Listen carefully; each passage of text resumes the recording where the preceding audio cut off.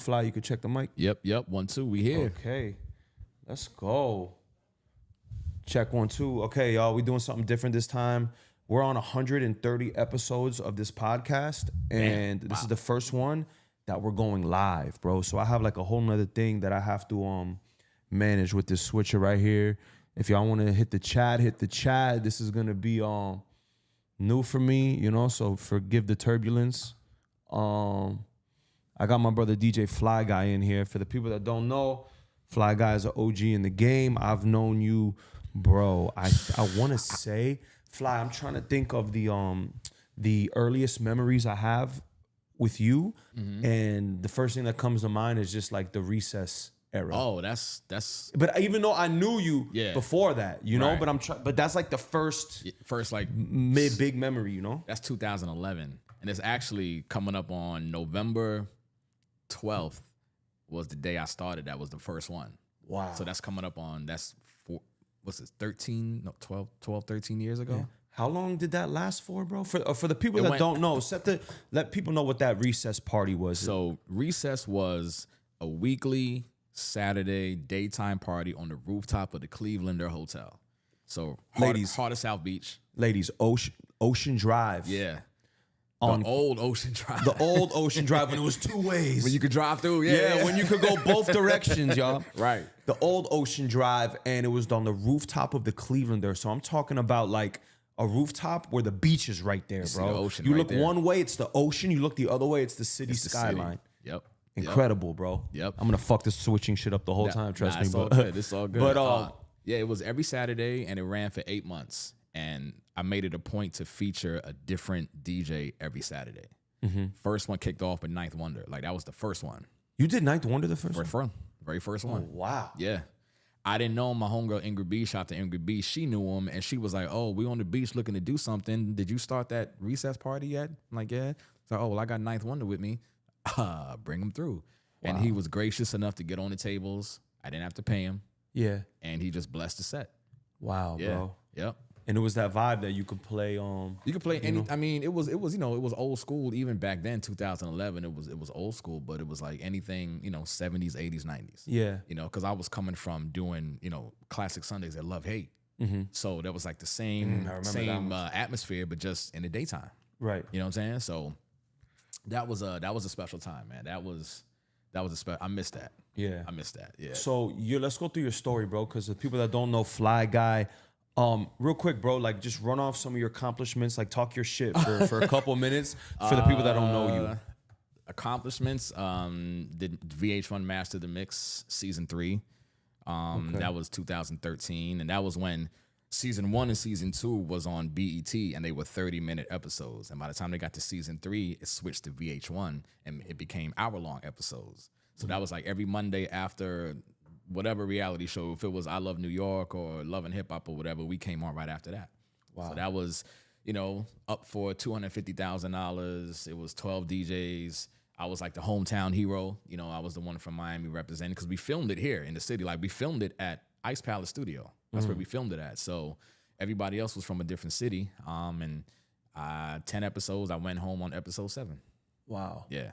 And you, and a more recent thing you just got off of, you just did a tour, right? With Tank and like a whole R&B tour. Talk about that. Yeah, the R&B Money Tour. That was Tank, Carl Thomas, and Kerry Hilson. Yeah, wow. 25 cities across the country, from New York to Sacramento and everywhere in between. Was that your first tour? That was the first tour. That was because I'd been on the road with Uncle Luke, for a couple of shows. I went on the road with Raheem Devon, a couple of shows, T.J. Moses. But in terms of like tour bus, got a bunk, thousands of people every night. That was and it was through Live Nation Urban. So that was how do you like that tour life, bro? I love it. Yeah. I can't even bullshit. How do you, like the lifestyle doesn't get to you, or every aspect of it. I mean, even like eating food at the truck stop. Maybe because it was my first one, I was like just trying to absorb every single aspect of it. I didn't have one complaint. Wow. Sometimes we had to shower like at the venue because we were going from city to city. So some cities we didn't have a hotel. We just went from, do the show, get on the bus, go to the next city, shower at the venue, do the show, so on. So I loved it. Yeah. So let's go back to the early days, bro.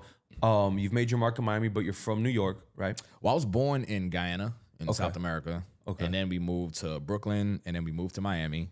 And then I moved back to Brooklyn, and then moved back to Miami. So that's okay. Yeah. So your high school years were where? we're here. Yeah. Oh wow. Yeah, I went to Killian. Oh wow. Yeah. So when did you leave New York? I left New York. So 88 to 98, I was here. 98 to 2008, I was back in New York, and then came back 2008. Been here since. Okay. Yeah.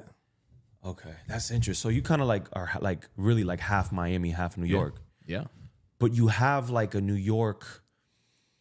Like you would think that your formative years were in New York, or you just have so much in New York influence, maybe because of the music. Because I'm the youngest of three brothers, and they didn't stay here that long. I mean, the middle brother, he stayed here long. He actually was one of the first pioneer, I guess, boom bap hip hop groups down here, and it was called the Last Straws. So if you think of like B Dope, if you think of like First Platoon, like all the hip hop that came out like the early 90s. My middle brother, he was a part of that regime. But my older brother, he was here for like 6 months, and then he went back. Yeah. And then he ended up becoming editor-in-chief of The Source magazine in the 90s. Oh, wow. Yeah, that was the guy 2-bedroom doors down from me ran The Source. So maybe through them, it's like New York Mets posters on the wall, and the hip hop was, a lot of New York hip hop. So maybe that's why I never really adapted, Right. maybe linked, dialect or whatever. And you went to Killian. Yeah. So what is like your Miami inspiration? Like when what is? Tell me about like your high school era. Like what you're in Kendall, right? And what are you DJing at this time? House parties and stuff? Yo, Casey, I didn't start DJing until 2008 when I came back. Yeah, and I started at Love Hate Classic Sundays. That's when I started. Oh wow. And so for me, I didn't have I wasn't fortunate enough to like grow up with turntables like in my bedroom and practice. So all my practicing came live. It's crazy. Like came in the moment. And maybe that's if you say like, oh, well, I got good fast. I learned how to read a room because that's the only kind of DJing I knew. Yeah. I didn't know, I didn't go from, okay, let me practice this routine and then take it to a venue and see how it works. You started DJing at a venue. Started at a venue. Wow. That's crazy. Yeah. That's crazy, bro. Me too. Bro, I started DJing in 2008, and it was the week Serato came out. Wow. So I missed the life of not having to carry crates and put actual records on vinyl.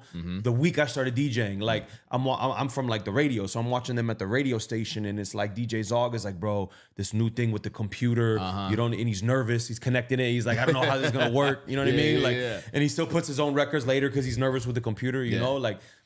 And I started practicing there, and then, it went right to just DJing at a venue as well. I wasn't like a routine DJ, like you said, like the routine bedroom guy. I just wanted to learn how to mix. As soon as I could mix clean, I'm going to make money. Yeah. You know what I mean? Like, yeah, I mean, for me, it was like, I went through a lot of hate in the beginning, a lot of hate. Like, you hear, oh, you never had to carry crates of records, so you're not a real DJ. Like, I went through that shit. Even when I did the TV show, it was like, why him? Or, I guess because, I hadn't been doing it since I was a teenager, so I got a lot of blowback with that. But what I told myself when I started was I'm going to be committed to doing it, starting out on turntables. So I'm going to play on turntables, even though it's Serato, and then learn from there. And then like treat the craft with the foundation of what it comes from. And I still to this day don't like CDJs.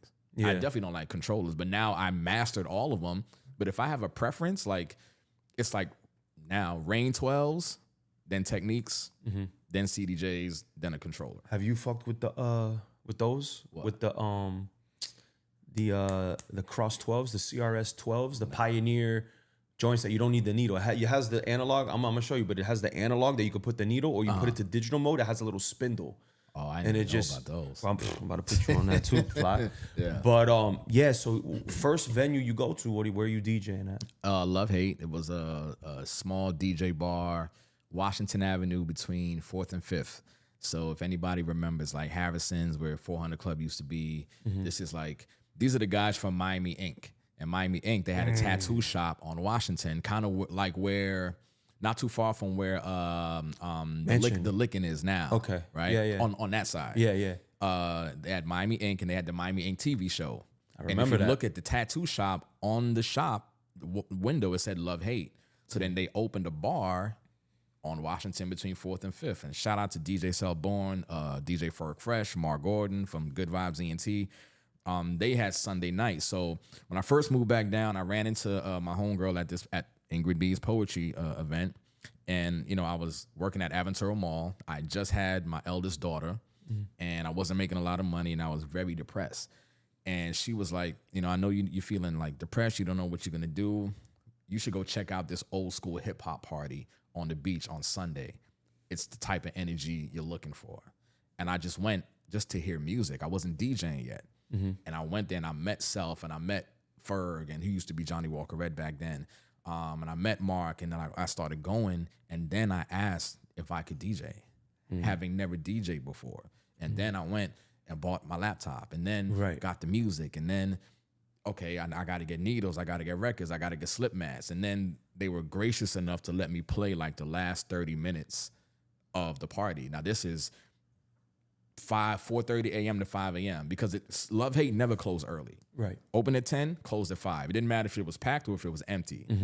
So last 30 minutes in the night, I maybe was doing a reggae set or something, and every week till I ended up being able to open.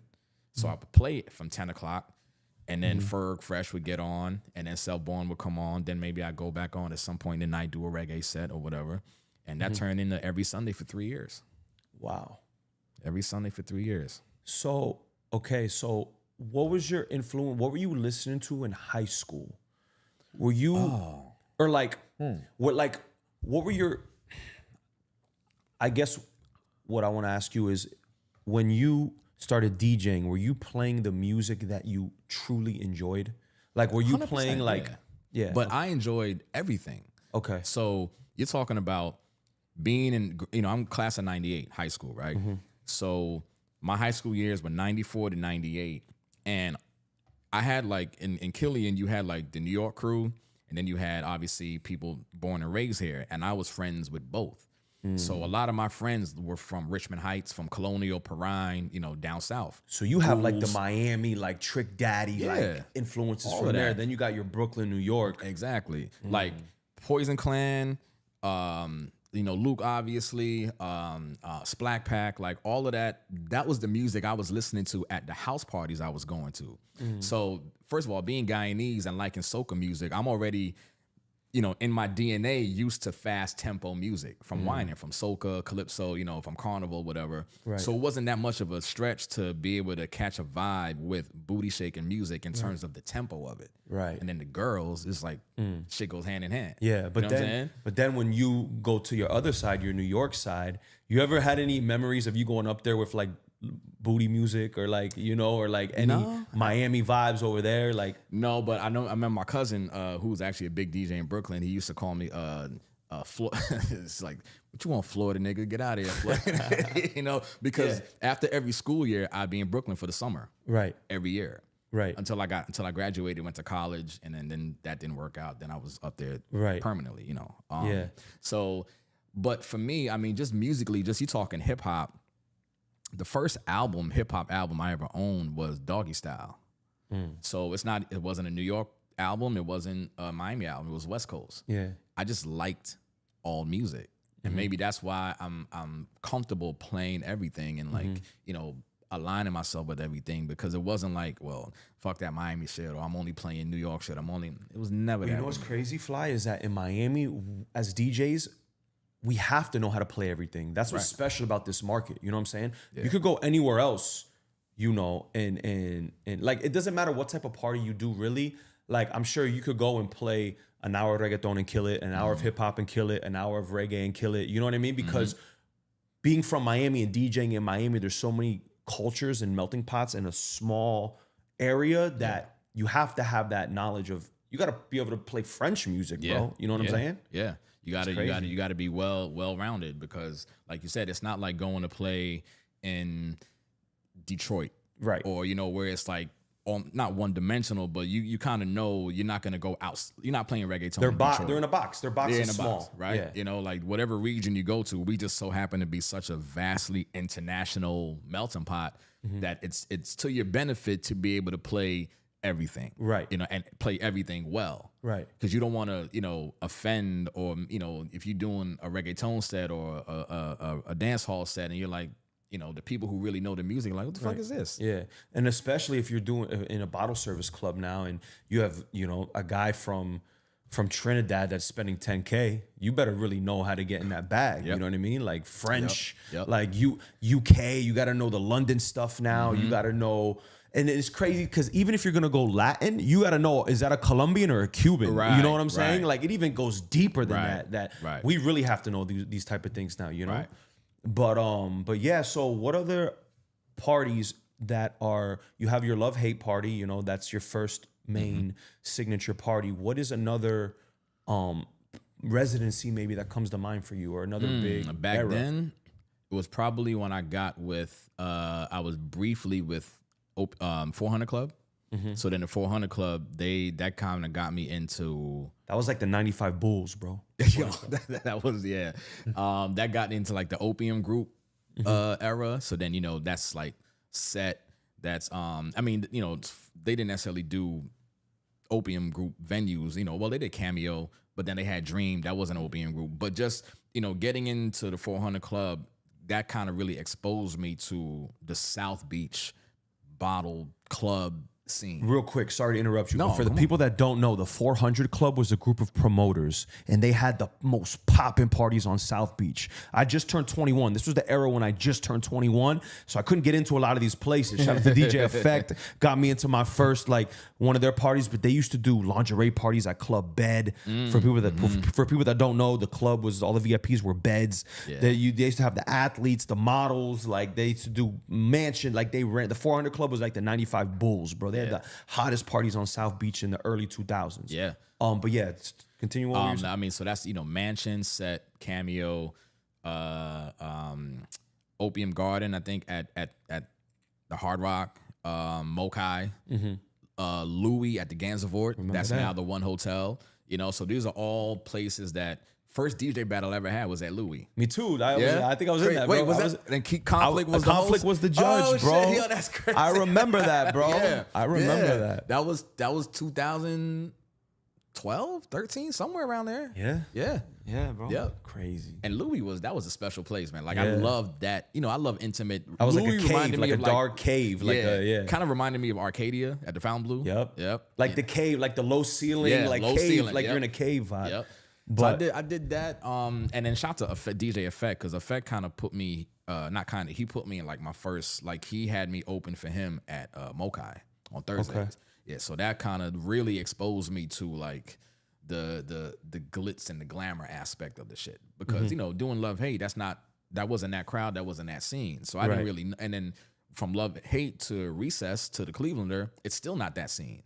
So I wasn't really familiar with, you know, the real Miami, South Beach, you know, the money making rooms to DJing yet. And that was how I got in. And that was right when around like bottle service started too, right? Yeah, that's when Bamboo had opened on. Bro, that was like a movie theater, like a theater, like literally no dance floor whatsoever. Crazy. And then, you know, from there, 2012, I did 2013, I did Master the Mix. And then after that, that's when I met with got with Headliner, with Mike Gardner and Headliner. Okay. Because we were doing, me and my boys T, Doug, Lauren, who now they have a company called The Link Up. But back then, shout out to T and Lauren. Yeah. Oh, I don't know these stories though. Oh, no. Oh, really? So before The Link Up, they were called SV Marketing, Social Ventures. So we were doing Fridays happy hour at the Viceroy, Club 50, every Friday. Wow.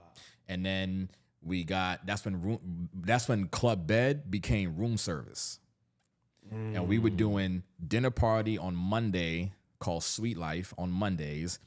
And that's when we met Phil and Mayor. And Phil and Mike were doing Do Not Disturb Fridays.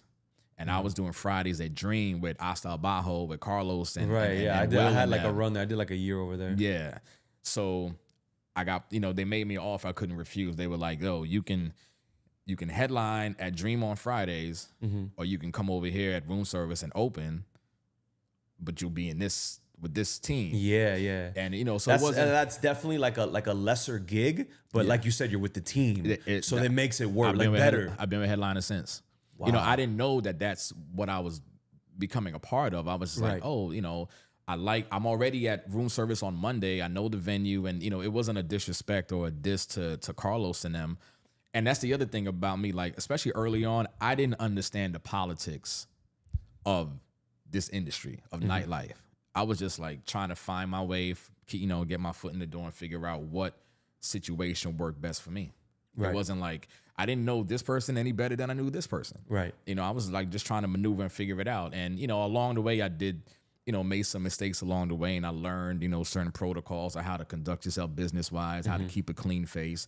But that's how I ended up getting with Mike and Headliner. And did he have Live on Sunday at that time? Yeah, Live on Sunday started in 2009. Right. So that's coming up on 16 years. Crazy. Every Sunday. Crazy. Minus COVID, obviously. Yeah. But yeah, I can't think of any other high-profile party venue that's had that kind of run. Bro, I'm going to say it, that is the best, that's the best party of all time. Number one, that's the best weekly party of all time. I'm going to say that there. And then I'd probably say that's, by extension, that's the best run too. You know, the best run. 16 years of the, you know. Of maintaining, like not like, it got whack. It's been up here for 16 years. Right. That's unheard of. Yeah. It's still this place that all the celebrities want to go to. Yeah. Like, and just be seen. I feel like the only thing that kind of like made that party a difficult party like lately is hip hop parties are tough now, bro, because the music is not, you know, all my friends that are hip hop promoters, they're like going to Afrobeat parties now, or how you guys pivoted to start doing R&B parties now, because correct me if I'm wrong, but it just feels like the climate of hip hop is just not, I don't know what's missing. Is the excitement or like, no, what's missing is the good feeling of it. Like, you know, the as cliche as the term is now, but it's so true. It's low vibrational, like in literal frequency, like the sound of it, and just in the mood that it creates in the room. Like it doesn't sound fun. It doesn't feel fun. Like, you know what's crazy, bro? I'm sorry to interrupt you. No, go ahead. But I was thinking about this, and when I started going, I probably got maybe 2 years of South Beach before it shifted to this. And I think this was a pivotal point. There was a hot party on the beach. I'm not going to say the name of the party. I'm not going to say the DJ's name, but this was a very popular party.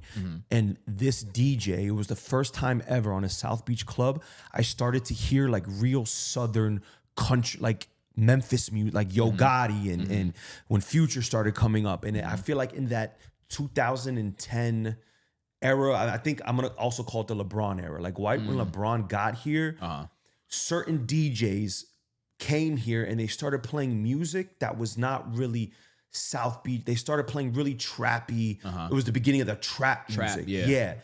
And I feel like that shifted everything. I feel like that party had a big influence in like the whole cycle of music, period. And people started making that Atlanta music started to get popular. We, as Miami DJs, we always used to fuck with it, but in doses. Right. You know what I'm saying? Right. But in this party with this individual, I feel like they changed the whole beach, and they started making like the baseline of these parties is Atlanta trap music. You know what I mean? And I feel like that really shifted the dynamics of the beach and even music in general. Yeah, I mean, you know, and if something is the popular thing, then what happens? People follow the trend, right? So, you know, if the big venue or the popular venue is doing something, then the smaller venues are going to follow suit, and then now you have the domino effect, and now everybody's going to do it, so now everything sounds like this, and now nobody's having, you know, fun. Right. You know, so because, again, coming out, starting in 2008 at the very beginning, and then that shift happening 2010, 11, you could see the difference in how people dressed, how they came to the club, how they, you know, like fights, you know, all these different things happen because, you know, music controls energy, controls mood, and you know, it was also the first time that I remember being in a really popping club and hearing like 70 BPM music for like an hour straight. Yeah. You know what I mean? I'm like, this is wild to me. Being like a Miami DJ, it's like we're gonna play 70 BPM and then go to like 90 BPM, and you know, this is geek DJ talk what I'm saying right now, but like we want, as Miami DJs, we want to change the speed of the party every 15 20, you know what I mean, like to keep it. But this was the first time I remember, like, damn, I'm really in this popping party right now, and it's like all 70 BPM trap music, and it's been 45 minutes an hour, right? And that shifted the whole beach to me, you know what I mean, like, but yeah, it's tough, man. You know, it's tough when you know what certain music can do and create and you know, change the atmosphere. Like, that's why at some point I'm always making a point to like play juke music, because the energy of juke music. Shout to Grimo, shout to Chaos. I actually went to high school with Chaos. Yeah, we used to battle in PE every day. Like dancing juking? No, or rap. Like, oh, okay. No, we used to battle rap now. That's my guy. Shout to McCleasy too, all the whole Grimo fan. But yeah, like that music, you know, because now you're in like the 118, 120 BPM range, 125, like the Sam Sneak, the Trick Daddy to take it to the house. Dance. Like you can dance. And then if you are fortunate enough to be in a room that is well receptive to that energy, you can go from that to Michael Jackson, to The Dream, to Estelle. Like you can go then you can get into fucking Suavemente if you want to. Like you can go so many places just in this little 10 BPM range that you can't go when you're in, as I once heard DJ Effect call it, 70 BPM hell. Yeah. Because once you're in there, you're stuck. And bro. it takes a lot to come out of that. It takes a lot to bring the people out of that and to raise the vibration of the room. It takes a lot because, you know, again, nerd DJ talk, music is energy, and you only have so much energy as a human being. Like you only have so much energy you want to expend until you're ready to go. Right. Or, you know, like, so you have to, like, as a DJ, think about, how do I conserve the energy of the people that's going to make them stay longer so that they can have the best experience possible.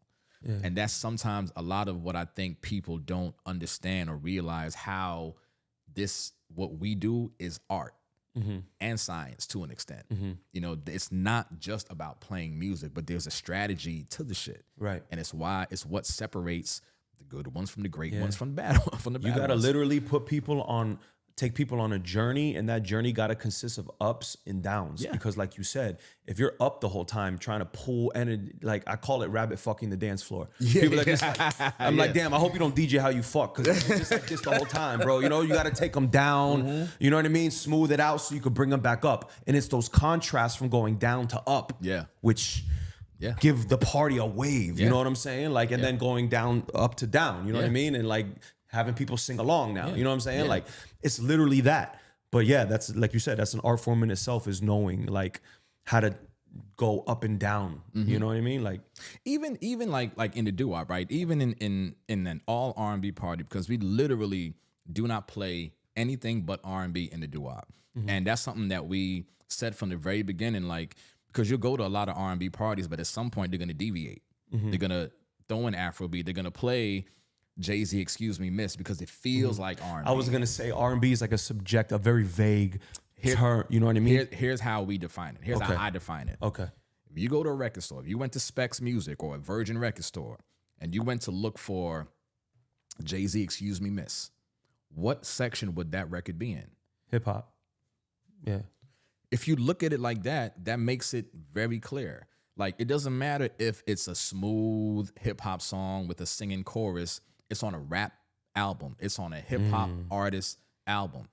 Yeah, it could work, but that makes the doo-wop like everything else. No, so we like, okay, to guest DJs that come in, we don't play rap. Okay, we just don't play rap. Let's do something fun then. I'm gonna throw some artists at you, and you tell me if they're R&B or if they're hip hop.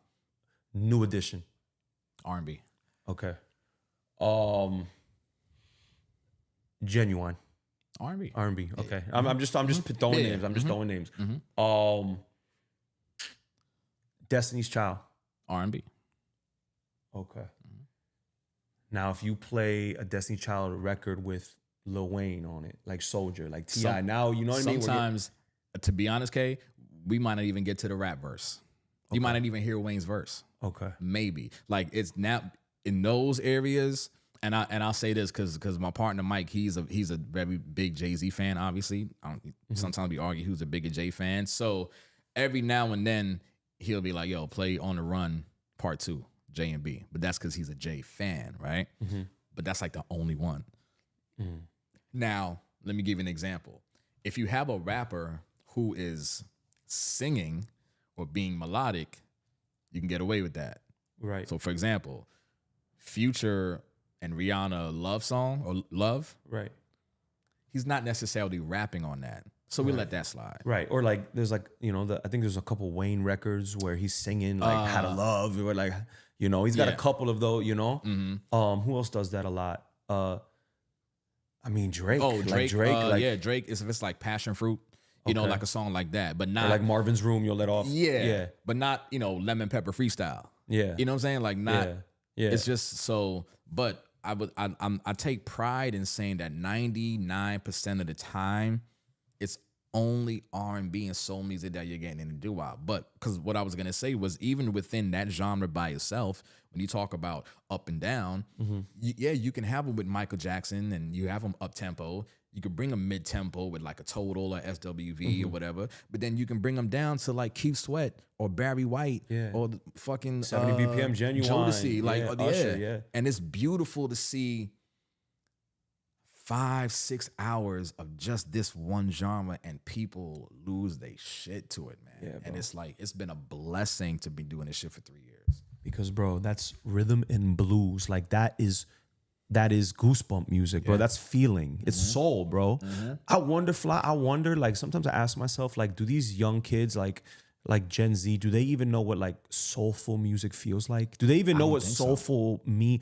Because to me, like I know something is soulful if I'm getting goosebumps. Right. Like there's like a certain harmony, there's certain way the music just comes together that I get goosebumps. Like, and I think a lot of it, you know what it is too, because I thought about this a lot lately, and I think it comes from, because most R&B, especially 90s R&B, it comes from the church. Yeah. Like the way the vocals and the stacks are and the harmonies. Right. So that's the opposite of dark, low vibrational music. That's literally the opposite. So the R&B is literally the opposite of low vibrational. Right. Literally, that's like what spiritual. soulful is. Yeah, is soulful. the opposite of low vibrational. Yeah. You know what I'm saying? Yep. So yeah, I did my first R&B set, bro, and I was so excited, bro. Shout out to my brother Big Reef, Shake the Block Big brother. Reef, But yeah, bro, he brought his R&B party down here and Wednesday, and it did good, bro.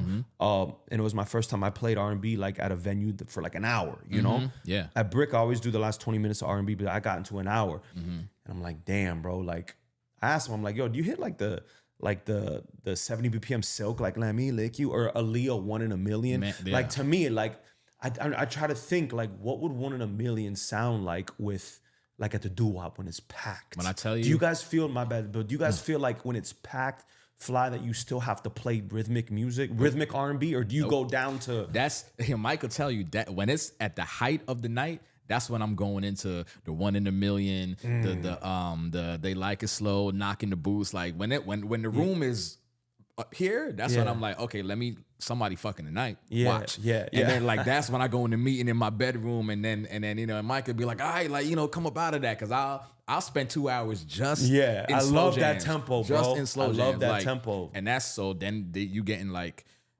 whatever. R. Kelly, Honey Love, you getting Pony, you getting Tank, you getting like all of that Escape, Who Can I Run To? Like, and 112 Anywhere. What? Listen. And the people love that shit because they're not experiencing it anywhere else. Like they are, if they get 20 minutes of it, it's like, oh, well, okay, great. But yo, I'm sorry, Fly. I think my girl's at the door. We're going to get up. Come here. Hold on. Don't move, y'all. We live on the street, bro. Yeah. Fly, plug your social media. Let people know. Oh yeah, you definitely follow me on Instagram, Threads, Twitter at AFlyGuy. Well, I'm not telling y'all. I'm telling y'all. AFlyGuy, AFlyGuy on Twitter or X, whatever, Instagram, and Threads. Yeah. Mm-hmm. Yeah. What up, Ariel? I see you. JT from GT. What up, cuz? What up, Fly Guy Houston? Yeah. Hold on, yo. I'm about to check my. Let me see real quick.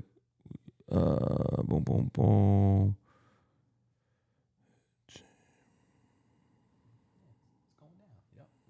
Nurse Stanley, what's up? Stay tuned. We in live podcast. First guest to ever do Miami on the Rocks live.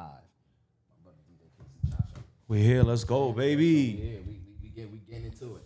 We getting into it. Keep rocking. Keep rocking with us. You know what's good about R&B parties too, bro? They're like fight proof.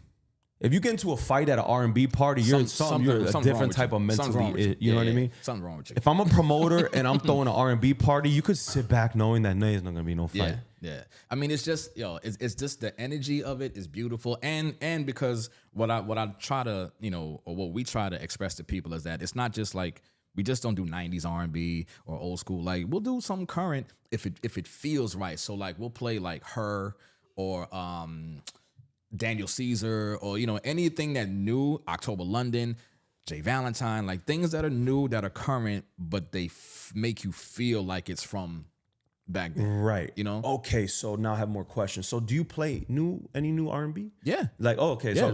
No, I'm playing like Daniel Caesar, like Who Hurt You. But will you play like a Chris Brown and Gunna, like what So I played Heat all the time. Yeah, that's what I was thinking. Yeah, all the time. Play Heat. Like Heat gets played probably at every single doo-wop.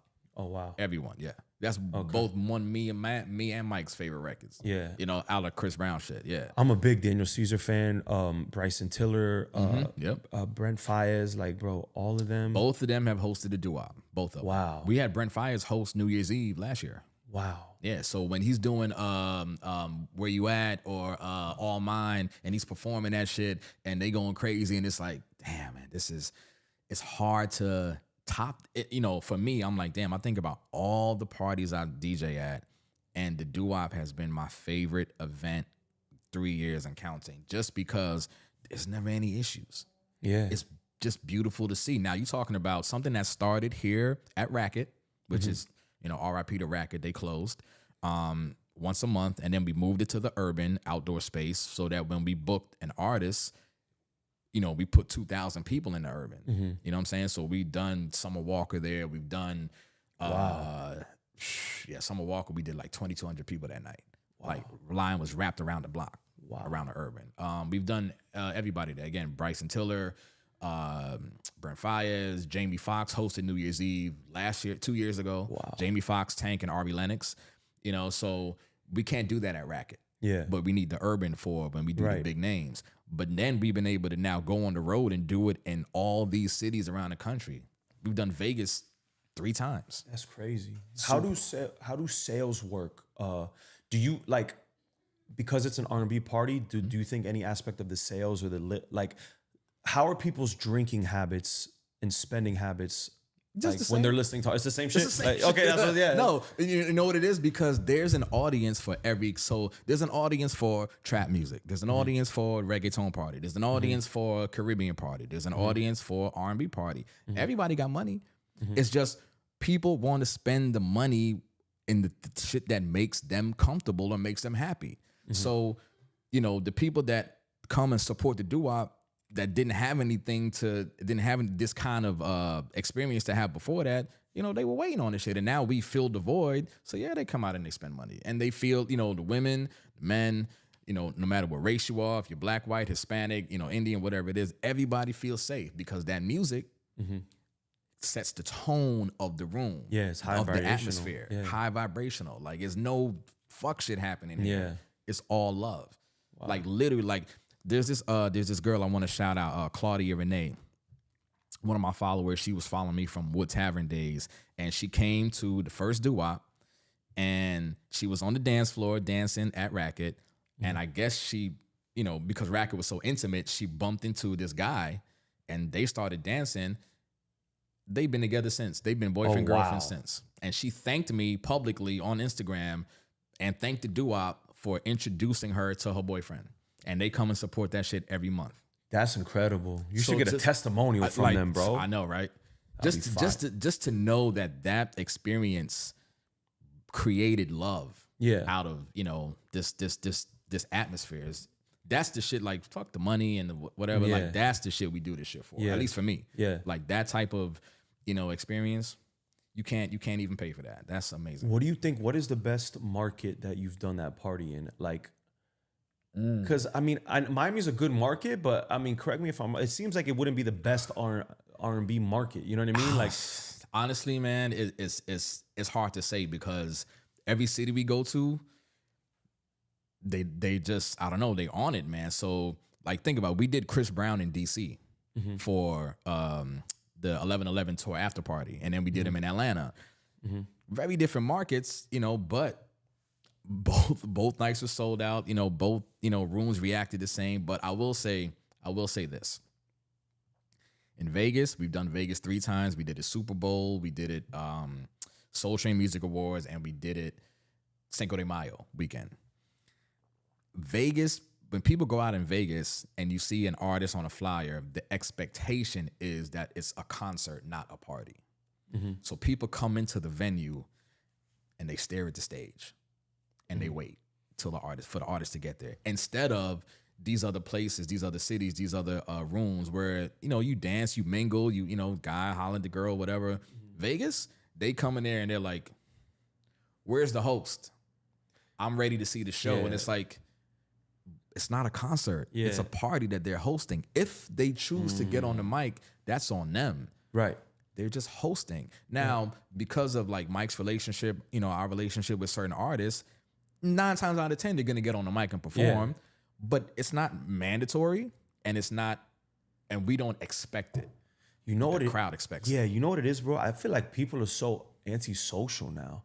Like they don't even want to talk to nobody they don't know in the club. You know what I mean? So like when you go there with the 3 people you came with and you don't want to talk to nobody, there's nothing else to do but like wait for like a moment that you can take your phone out and film some shit like an artist on a stage. And the phone fucks so much shit up, Fly. Like the phone, bro. Think about it. You think we could check the phone in at the front? That party's got to happen soon, bro. Like a comedy show, like a Dave Chappelle comedy show. You got to lock your phone up. There was this party that I heard People are going to be like this, bro. Scrap, bro. People are going to be...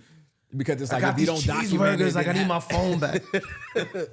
It's like when you go to a comedy show and or a Dave Chappelle show and you got to lock your phone up, you have no choice but to enjoy the experience. Yeah. Right? Talk to the person you came with and laugh at the jokes, right? There was a party that I heard about that happened at, I want to say it might have been 1-800-LUCKY. Don't quote me on it. This is years ago. And the party was called You Had to Be There. And it was the same situation. When you got there, they locked your phone up. So there's no social media documentation of this event that happened. Like, that shit needs to come back. You know, because what the phone has done is now, even like, you know, when you used to go to a party back in the day, you know, as men who grew up in the 90s, early 2000s, and, you know, kicking game, that was a thing. Yeah. You had to know how to talk to a female, how to engage with a female, to get a phone number, get a dance, get a whatever. These young motherfuckers now, I don't know how they do it. Like, they just... Because as a DJ... What's your IG? Like, Then not what's your name, what's your number? Like, yo, you got Instagram? Yeah, that's crazy, you know, like, bro. That's it. I remember, like... As a DJ, right now that we have to compete against people on their phone, bro, and I feel like we got for that reason we have to OD on sound effects. We got to OD on talking on the mic. We got to OD on because we're trying to pull people's like warped attention span. You know what I'm saying? I remember like going to this party. It was a popular club on the beach, popping DJ. And I just remember going to this party and I used to get anxiety, bro, because there was so many sound effects and rockets and bomb. I felt like I was in Baghdad. Lasers. Like, and it's like, I get it, because a DJ, you got to do that to like, try to like get people off their phone. Like, you got to like, like scream in their face hypothetically with like the mic sound effects to get people to be like, yo, pay attention. You know what I mean? Like the proverbial bells and whistles, or the literal bells and whistles. But I'll tell you, that's what I love about, there's this vinyl party that I do in New York called Record Room, all vinyl. And it's like, when you're doing vinyl, you don't have that. You don't have sound effects. You're not on a laptop. It's records, needles. I don't even use a microphone in this party. And the people in there, you know, like the people that come to that, they understand that the vinyl experience is a different experience.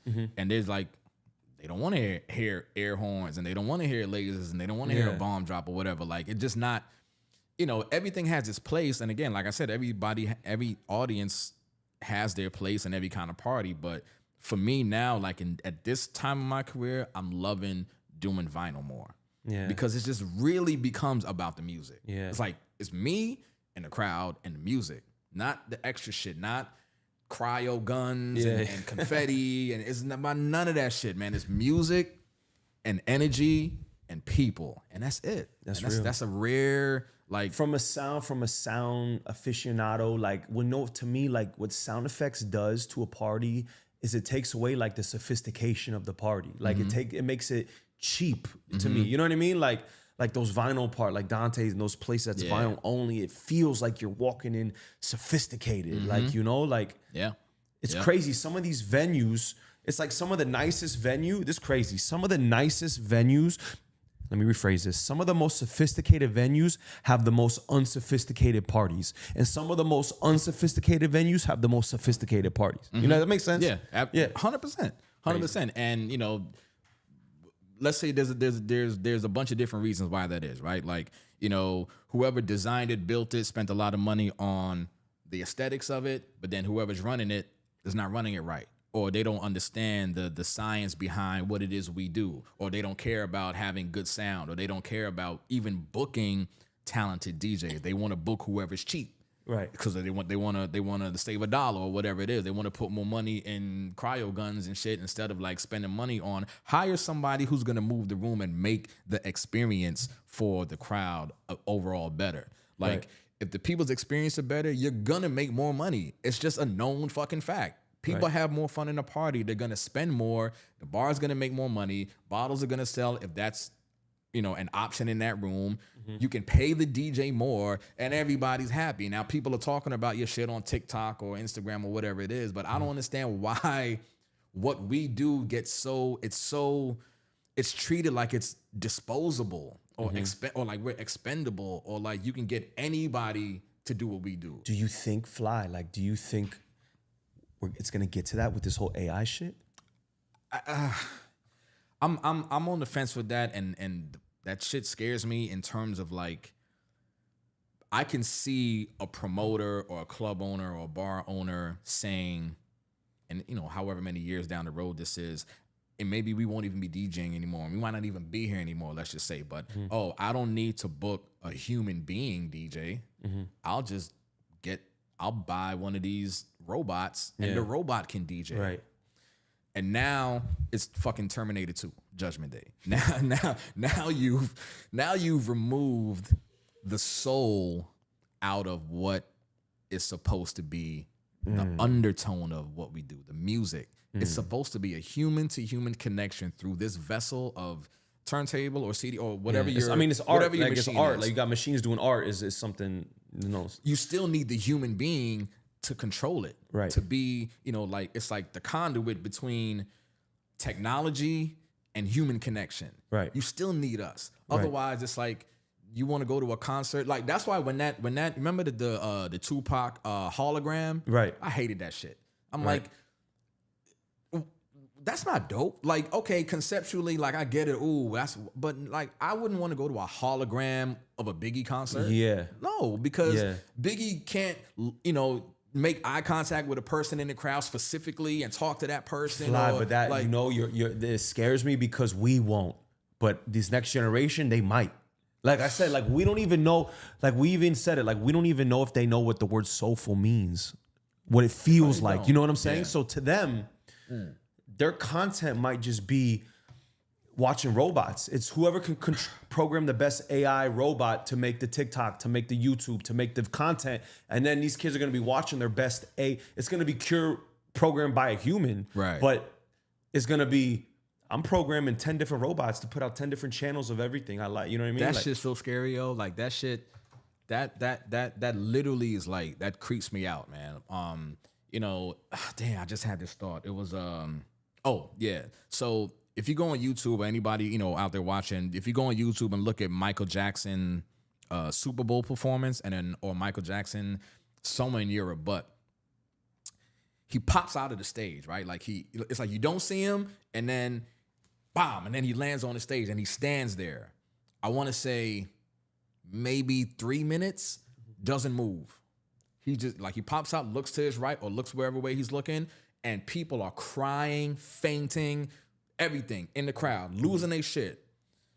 paramedics, whoever, pulling people over, carrying out on a stretcher. He hasn't done anything yet. He's crazy. Literally just standing there looking. Then after like 2 minutes go by, he looks the other direction. They go crazy again. More people pass out. More people. He doesn't say shit. Another minute goes by, touches his glasses, takes his glasses off. Everybody loses their shit. And then he goes into the performance. You can't mimic that. You can't, you can't fake that. A robot can't do that. And that's the one thing that AI will never be able to do, is when you see that human, that flesh, the person with the soul in front of your face. Right. Now, maybe I'm a little weird because we're old. That's what it is. We're old because I'm telling you, these kids are not going to give a fuck. They're not going to know the difference, bro. That's sad, man. That's sad. That's what I'm leaning toward. Like, that's sad. That's because we knew. Think about it. Like Thriller. I'm 44 years old. Thriller came out actually 40 years ago. Thriller came out 84, but like Wanna Be Starting Something, Don't Stop Till You Get Enough. I think that was 79 or something like that. So I was born in 80. But even beyond that, Earth, Wind, and Fire, I knew and loved these artists, these records, and they are artists that came out before I was born. Mm-hmm. How does that happen? How does that happen where a person that's 25 today only likes music in their lifespan, like, that came out in their adulthood? Yeah. They don't, and then they disrespect forefathers. They disrespect, the artists that came out. Like, they probably don't give a fuck about, Shanice and SWV and Color Me Bad and all that shit. When did that happen? Well, there's a certain gap of years that will be the threshold. For example, like sports. Like I never gave a fuck about James Worthy and Larry Bird. Like, you know what I mean? Like I was like growing up focused on Jordan in that era. You know what I'm saying? Like, so I think you'll go back an era back and maybe 2 eras back. But once you start going to like, because bro, 80s music to these kids is 50 years old. Like, it's like 40 years old already. Yeah. You know what I'm saying? So no, I get it. So I think of us like when we were in like like for me 2000, like 2007, like going back 40 years would be like the 60s. You know what I mean? Like I wasn't really giving a fuck about anything from the 60s. You know what I mean? Like, I don't know. It might not be. I think caring about it and respecting it are two different things. So I'll use your Larry Bird analogy. Like, you might not give a fuck about Larry Bird, but you respect that he's a Hall of Famer. Right. You respect what he meant to basketball. That doesn't happen in music. I don't know why. Yeah. Or in DJing and like it just doesn't happen. Like they just don't. They just think whatever came before then, whatever came in the previous era is whack. Right. There's no respect for it. Like, okay, music from the 60s, if you're talking like Motown, early Stevie Wonder, Sam Cooke, Doo-Wop, which is how this shit even came in, because Doo-Wop is the foundation that later became rhythm and blues and soul music. That's why I named the shit Doo-Wop. Like, I don't have to know it that well, but I respect what it meant and how it was the foundation for this shit that we do now, for what Chris Brown is now, for why Usher is doing what he's doing now, because that shit had to come from somewhere. I think the current generation, the new generation, the way the world operates now is so like, what's that word? Like, things are so transactional, things are so disposable that they have this inability to develop respect for things that came before them. And that's what I think the problem is. Yeah. Like they don't even, I feel like they don't even have an attention span that can hold enough to like even appreciate that type of music. Like you said, they're used to disposable. Yeah. Like, I'm gonna share this with you and or whoever's watching. So I'm a sensitive guy, whatever. Yesterday I watched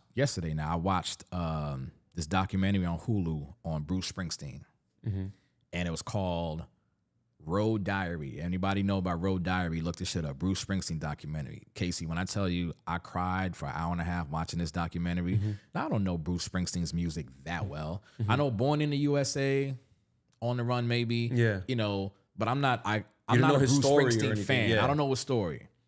But at 70-something years old, watching this documentary and watching people in this, because what it was a documentary of him on tour today, like, going to all different cities around the world.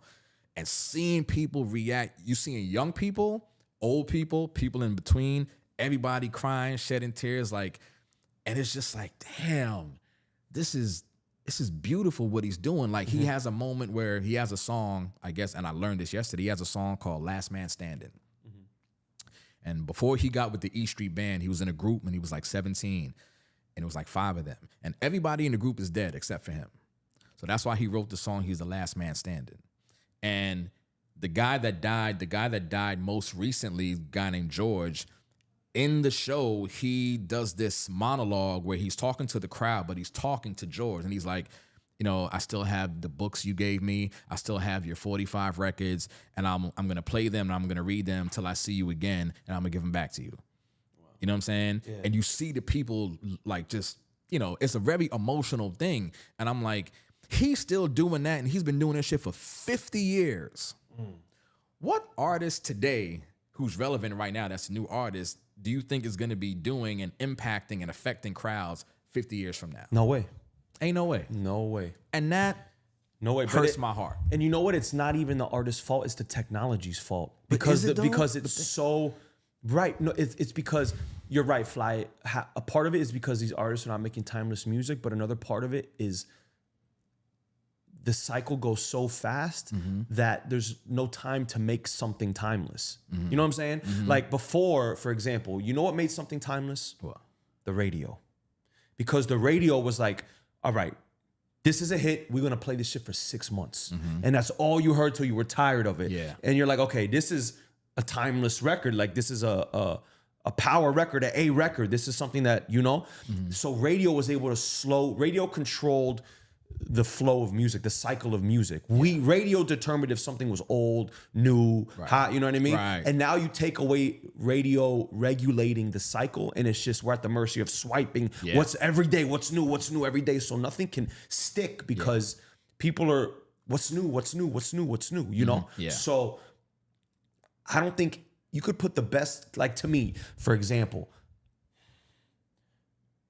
you put like a Brent Faiyaz or like her, like these people are talented, maybe even more talented than some of these 90s R&B artists, but because they're from this era, their music is gonna get treated as disposable because it's, you know, like you could take a Genuine or you could take a Aaliyah and put her in this era and it would be like, all right, Aaliyah's cool. What's next? You know what I mean? Yeah, like, I get you. It's crazy. Get you. Like, I get you. I mean, this is why like these you know, legendary artists, these legends, they can still tour today because the audience still appreciates, and the audience hasn't been affected by the technology that the new generation, that the younger generation has. Thank God. Right. Like that they're still able to tour and make money. Again, like me going on the road with Tank and seeing Tank is that's another show where I cried watching him perform because I'm looking at the crowd react to what he's doing and what he's singing. And that shit, like, I've got goosebumps right now. I'm telling you, you can't fake it. And that's like music that, you know, some of those songs were from, you know, first album came out 2000. So that's 24 years. And he talks about that shit. And like, Maybe I Deserve was 24 years ago. People singing that shit at the top of their fucking lungs and slowly. And then he does Please Don't Go. And, you know, all these things, all these different records. And it's so incredible to see and to witness. And I'm just like, man, like what? And let me bring it full circle. Are you familiar with October London? No. Whenever you get a chance, trust me when I tell you, look up the artist October London. He's the first artist signed to the now Snoop Dogg-owned Death Row Records. He's the flagship artist. You know, Snoop bought Death Row. So now Snoop owns Death Row. October London is the first artist. He's a singer, first artist. Number one, his what got him out the gate is he sounds exactly like Marvin Gaye. It is creepy. Wow. To the point where the first album he put out was called Rebirth of Marvin. That's how much he sounded like Marvin. Now, he got into some shit with Marvin's family in the estate because they thought that he was trying to capitalize off of Marvin's memory when really he was just paying homage to Marvin because, like, you just can't. Yeah. Remember how Shine sounded like Biggie? Yeah. Like, he just can't help it. Now, the thing that October has is he has the ability to change his voice and sound like other artists. But man, when he's in his Marvin bag, it is scary. Yeah. But and he was just the opening act on Maxwell's tour. So it was Maxwell, Jasmine Sullivan, October London. You talk about a new artist that's gonna last. He's one of them. Yeah. He's one of them because his approach and his shit is like at the core essence of what this shit is, man, which is timeless music. Yeah. All right, shit. So where do you see where we're at right now in today's climate with the DJ game? We had a talk about during your photo shoot you did for your art exhibit. You want to touch that real quick? Like, yeah, BPM. That I thank you for being a part of. You're a photographer, by the way. Let people know. Yeah, well, the photography is a serious hobby, but Beats, Picks, and Masters is my photography exhibition that focuses on DJs. So during COVID, I went out and I started photographing the George Floyd protests and just documenting what was happening in Miami because I was watching the news and I was seeing like they talk about what's happening in New York, in DC, Minneapolis, LA. And I'm like, I'm looking outside my window every day and I know people in the protests every day and CNN's not talking about Miami. I got to document what's happening here. And so that's how that started. I never thought it was going to, evolve into a photography exhibit and a book that I ended up publishing called To Miami With Love in December 2020. But that led to me doing an exhibit at the History Miami Museum, and then the mayor, Daniela Cava, she officially deemed my work part of Miami's history. So everything from like the Seminole indigenous people to the photos I took in 2020 are now in the archive department in the History Miami Museum. So I say all that to say that was documenting the COVID life, the shutdown of nightlife, what our experience was here with protests and everything. But then I wanted to narrow the focus of it and make it about my crew, my people, my industry, DJs. And that became BPM, Beats, Picks, and Masters. So last year I featured Kid Capri, Ninth Wonder, Evil D, DJ EFN, Scram Jones, a bunch of DJs from different places. And I had an exhibit during Basel. And then I did it on March 9th, Biggie's anniversary in Brooklyn at Dumbo House. This year for Basel, I'm doing all Miami DJs. So that's why I was thankful that, How many DJs? I don't know yet. I got a lot. Okay. Yeah, I got a lot. Yeah, like more than 20? It might be. Oh, wow. Because it's like, how do I... From new, old, all type, yeah. Like, I've already... and I started photographing for this in 2021. Even though I was doing, like, the COVID stuff, the capture to Miami With Love, but I was still, like, I knew what I wanted to do with this. So I was just, meeting with DJs and photographing them. So... like, how do I choose between, like, Irie and you? Like, there's no choice. I need both of you. Like, everybody, and that's what I want people to understand. It doesn't matter what level you're at, your accolades, your career, how long you've been DJing. We are all similar more than I think the public might realize we are because we all experience the same shit.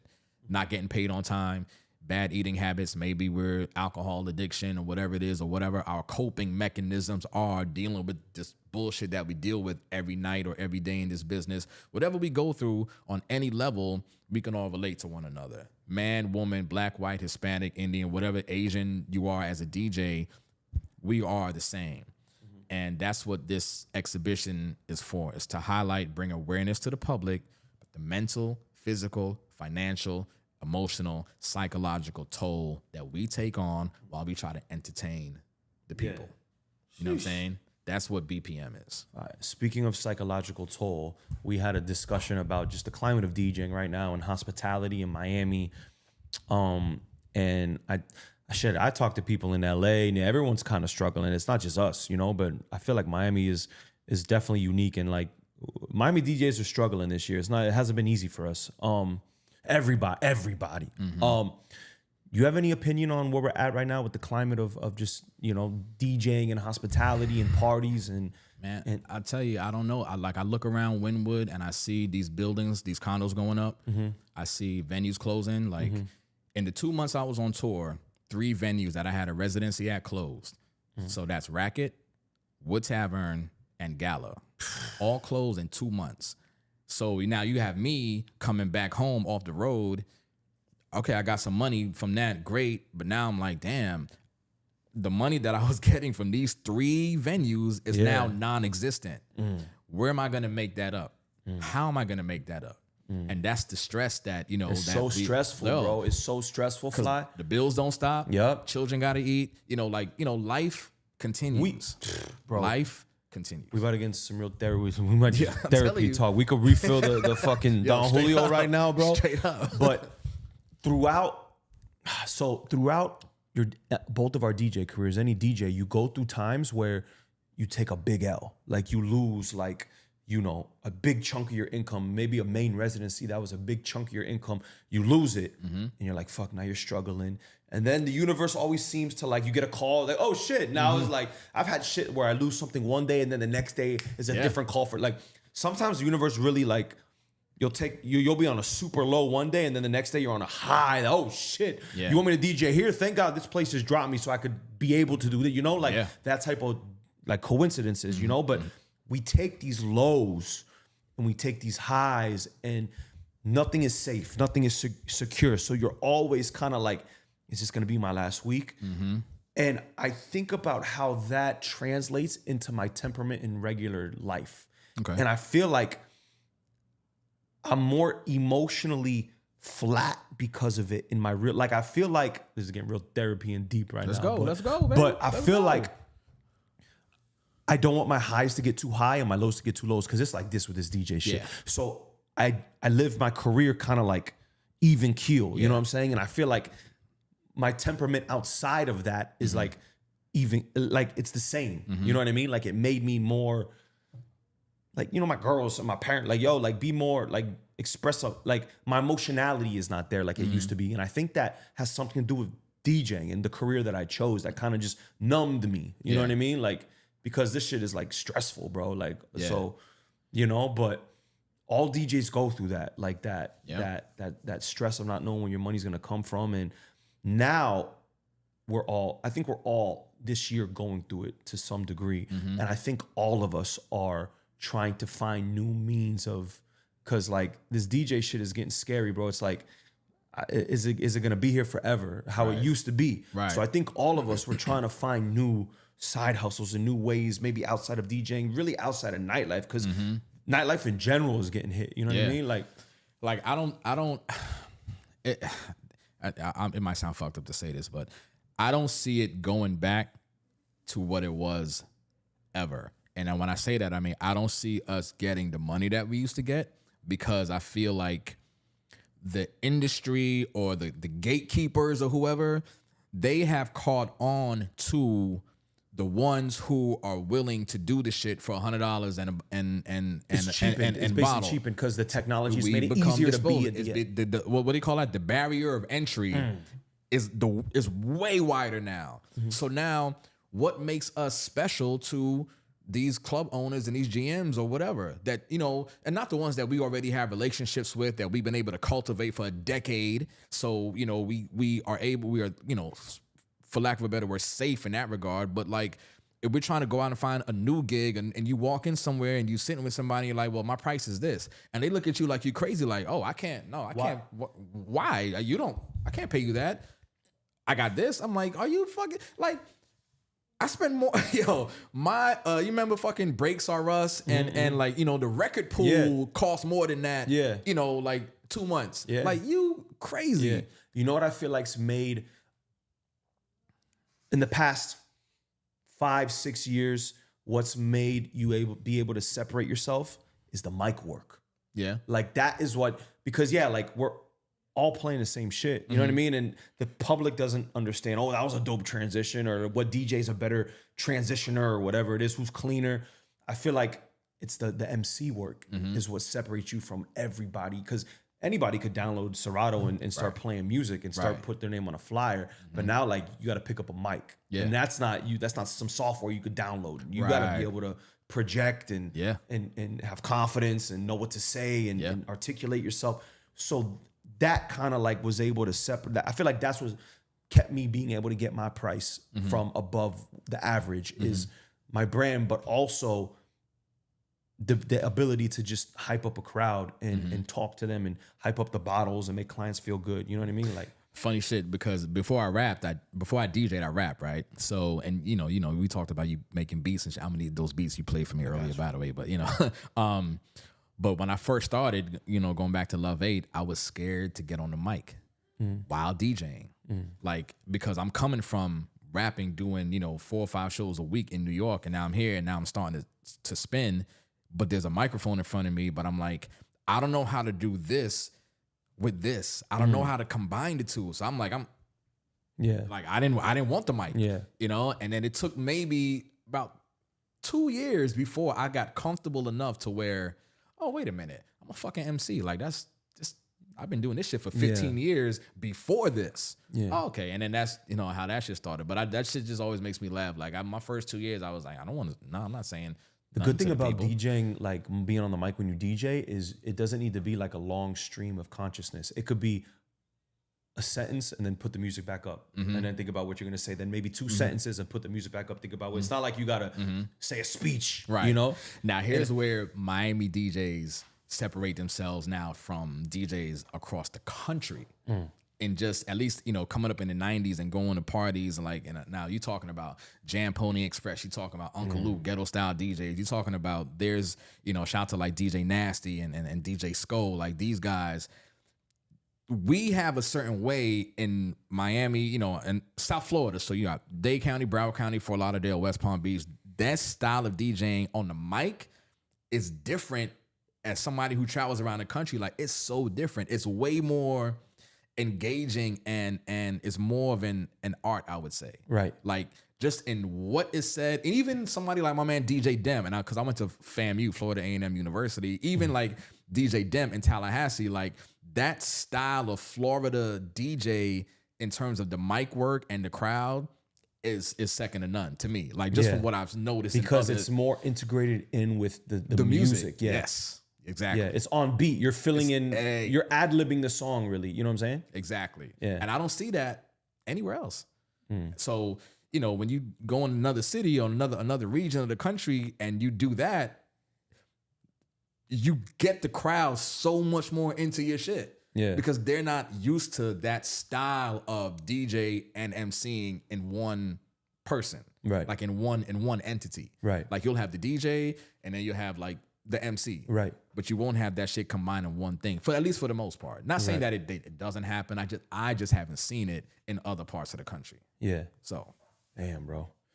So where you at, Fly? Like, are you optimistic about the future? Are you trying to step outside the DJ thing and try to see what's going on? I mean, I'm optimistic, like I know it's ebbs and flows. I've been doing this is 16 years, about to be 17 years in the business. So this is not the first time where, it's been on the downward and then waiting for the rise. But I didn't have 2 children, last time. So, as life continues to go along its journey, responsibilities, obligations, things have changed. So the worries and the stresses they weigh differently. Yeah.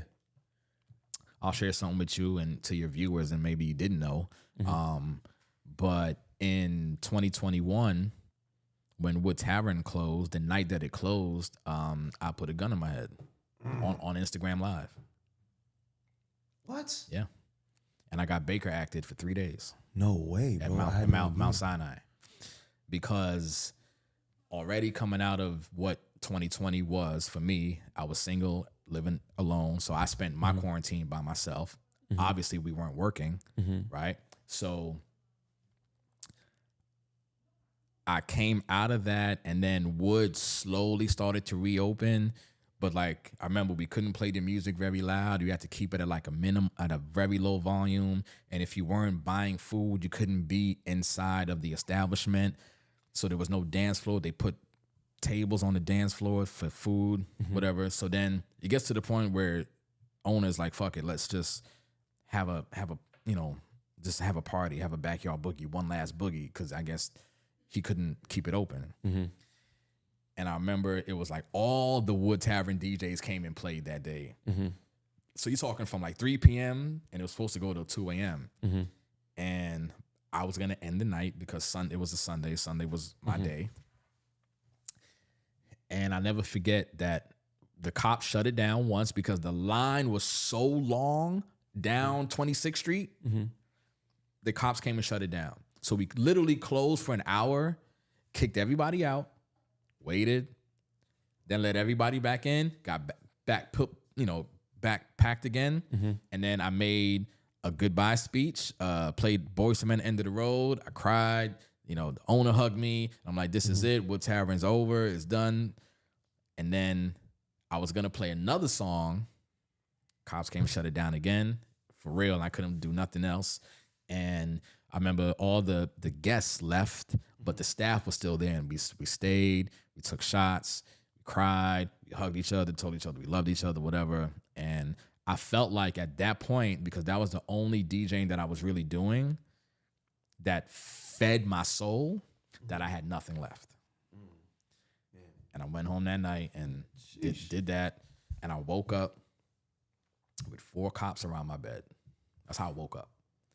So I was on Instagram Live, and I don't remember what I said, obviously, because I had been drinking. I was going to say, was you lit? Yeah, for sure.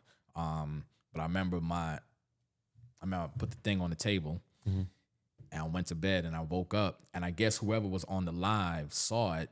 One person that saw it knew where I lived, so they called the police. Police came.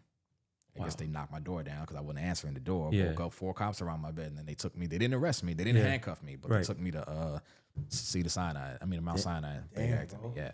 And I just say that and I'm nowhere near. I'm way better than that now. Yeah. But just coming out of quarantine for 8 months, not DJing, to come out for a couple of months, and then for that shit to happen. Yeah.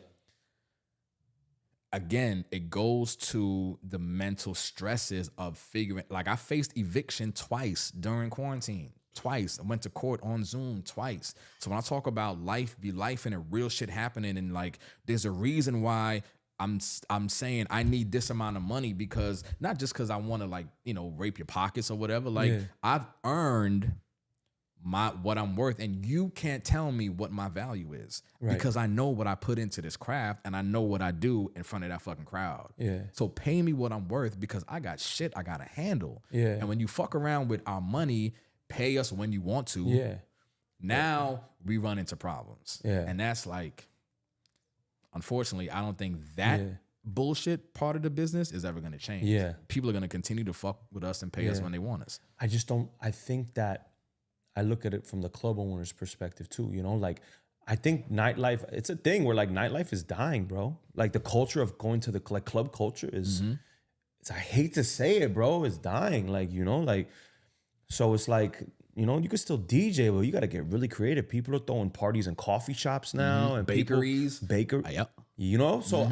So I'm not that, I'm optimistic. I'm pessimistic in the club sense, but I'm optimistic in like, we're hustlers, bro. We're DJs, but we're hustlers. Yeah. You know what I mean? Like, we'll find a way to implement some shit. We're gonna take a hit. We might bleed a little bit, but we're gonna figure it out. Get back up. You'll figure it out. And it's gonna be new and fresh and exciting again. Like, it's just that new cycle, that growing pain. It's growing pains. That's what it is. I think people are always gonna want to party. People are always gonna want a reason to go out and drink and socialize. It's just like you said. Like, it's just got to be a different way to kind of corral everybody together, but because think about Washington Avenue 2012 from 5th Street to Espanola Way. You had Love Hate, Bamboo, Skyline, Living Room, Bed, fucking Lux. Remember Lux? And then upstairs. It turned into Rush. Yeah. And then whatever was the shit that was next door to that. Yeah. Then you had Dream. Then you had Set. Cameo. Sobe Live. What was the old Vendome? What was that again? Rockwell. No, before Rockwell. I don't even know. I don't know what it was before that. Forgot. But Pink Room used to be over there, because Asabajo used to be a Pink Room. Yeah. But just you talking about one street. Yeah, 10 blocks. In South Beach, 10 blocks with all those venues. Remember, like, you go to South Beach now, it's a dead zone. Yeah.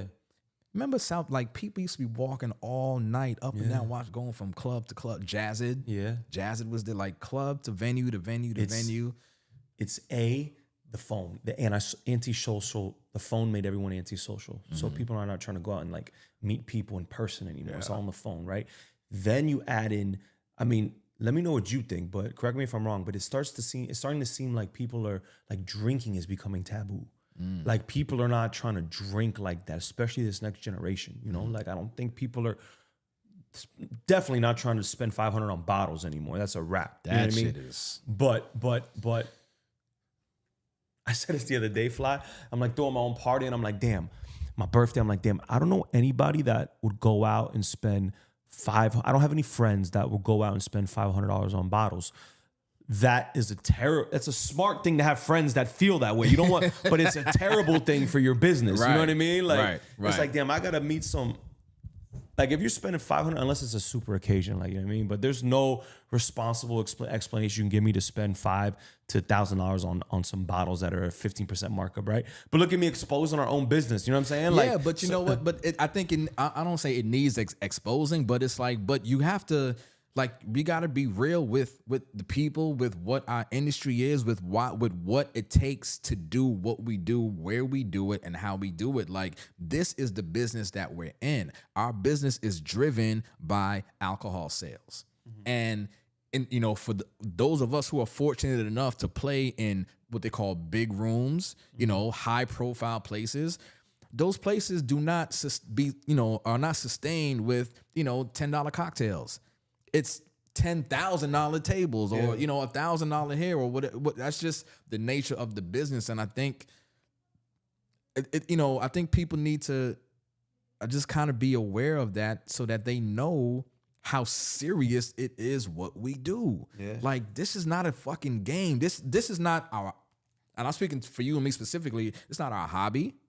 It's not, we're not doing this shit to get girls. Like, this is how we pay our bills. This is our livelihood. This is how we feed, you know, I don't know if you have kids, but you know, it's how I feed my children. Like, this is how we live and survive. So we treat this shit seriously. So when we are in, you know, the valley of it and trying to get back to the peak, yeah, we got a lot of shit to think about and factor in and figure out how do we adjust the hustle. Because we hustle, like you said. How do we adjust the hustle and get back to the money so that we can get back to taking care of our responsibilities? Yeah. And that's what it is, man. Like, it's not, shit is not a game. Like, it's a dirty game, but it's not a game. Yeah, you got to really get creative now, bro. Like, as, you know, people are throwing parties at 9 a.m. now, the 9 a.m. banger. People are throwing, you know, pizza zoo parties with just mad pizza everywhere. People are doing, you know, all type of creative theme parties. You got to get real creative now, bro. You're